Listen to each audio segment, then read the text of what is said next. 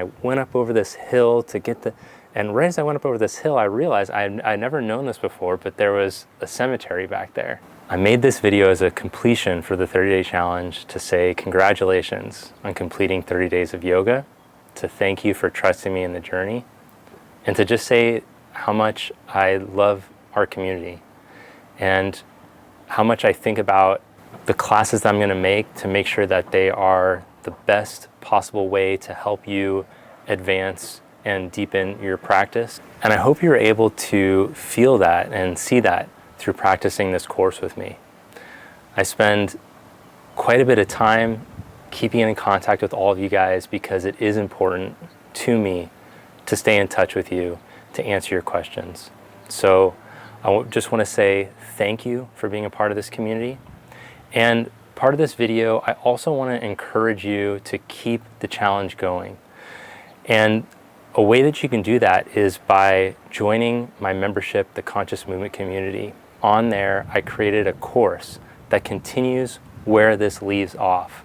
So if you're interested in continuing your practice, advancing and deepening and hanging out with me and Ollie, then you can do that. You can join for 2 weeks free by clicking the link below in the description or in the first comment. You can also go to my website and click on Member tab.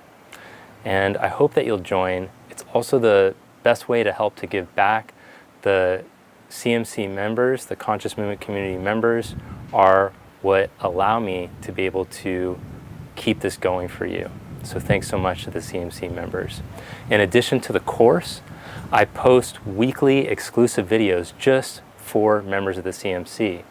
Every week I post a 30-minute class and a 1-hour class. And I'm also expanding the shorter library at the moment. So you'll have that to look forward to if you like shorter classes. In addition to that, I have a bunch of exclusive courses to help you with specific areas in the practice, like an arm balance course, an inversion course, a mobility course. I even have a strength training course where I show you the exact resistance exercises that I do to help to complement my yoga practice. So enough about that. I wanted to also just share for a moment an experience that I had when I was filming the last pranayama video for the challenge. And hopefully this will give us something to think about as we continue on our path together. So I hiked to this area that I've hiked to before, but I wanted to get this kind of cool shot where the ocean was in the background. And I was setting up the camera and I went up over this hill to get and right as I went up over this hill, I realized I'd never known this before, but there was a cemetery back there. And I thought, oh man, this is so inconvenient that we get this cemetery right here. I'm trying to get this shot and it's not gonna work. Now I gotta go somewhere else to get this. I thought this was the ideal place to get it. And the more I thought about it, it's a lesson that we can apply to our practice because we tend to think of death as this inconvenient thing. How inconvenient. How inconvenient this is gonna have to happen to me. I have so many things to do in this life. And I often get the question when I say at the beginning of the challenge that Shavasana is the most important part of the practice. Why is Shavasana the most important part? Shavasana is a meditation on death. It is the corpse pose. Meditation on death reminds us of our impermanence. And this is significant for a yogi to practice because it helps us to see how we can live in alignment. Often we get off track. We lose sight of what's important.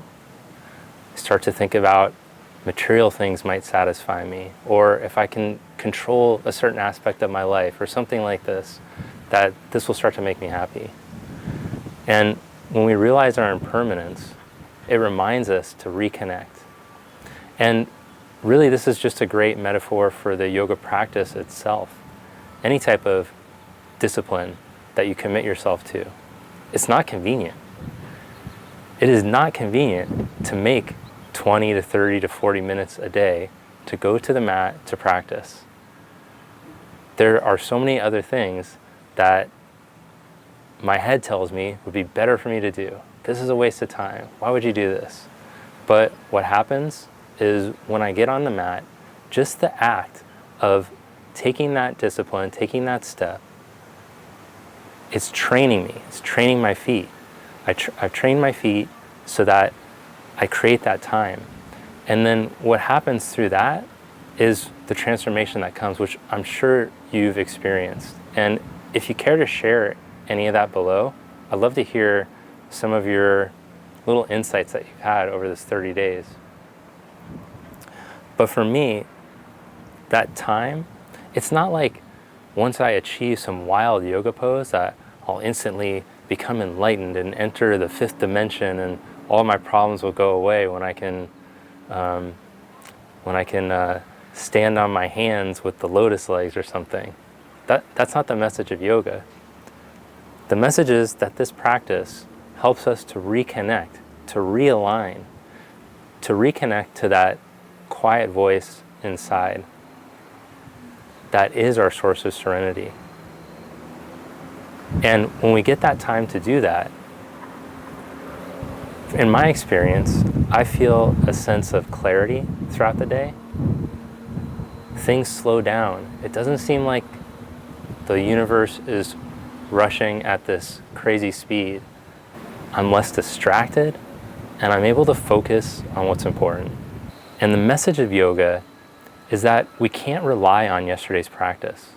No matter what amazing realization we had yesterday, what amazing practice, wow, for the first time I got into a headstand and that was so great. And we can't rely on that clarity and alignment that came that day.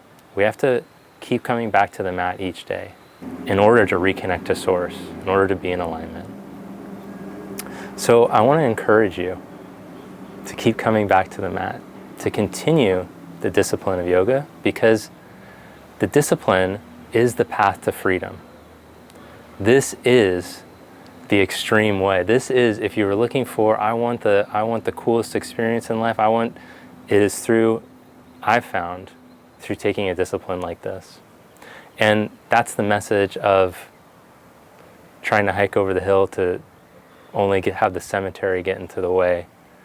That this thing that seems like it's inconvenient is the path to ultimate freedom. That is the ultimate freedom that comes through the ultimate surrender. One day, the yogi will return to the earth. And so our practice ends with this. We're reminded of this daily. And the last thing I'll say is that this isn't to say that you have to do a complete practice every single day. In fact, I hope that you've gotten the message through our challenge that some days it's required that maybe you just lie down for Shavasana, or maybe you just sit for your breathing practice. And hopefully you're doing that. It doesn't have to be a full, complete practice. But I want to encourage you to continue to carve out that time. And I know it's not easy, but we make the space for it. I will never find the space for yoga practice, will never come. It's never easy. I very rarely feel motivated, but I've trained myself. If I want to get that feeling, if I want to reconnect, if I want to feel the clarity, the calm, then I have to do what part of my head tells me is a waste of time.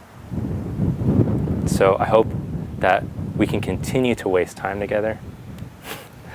And I'll see you on the next class.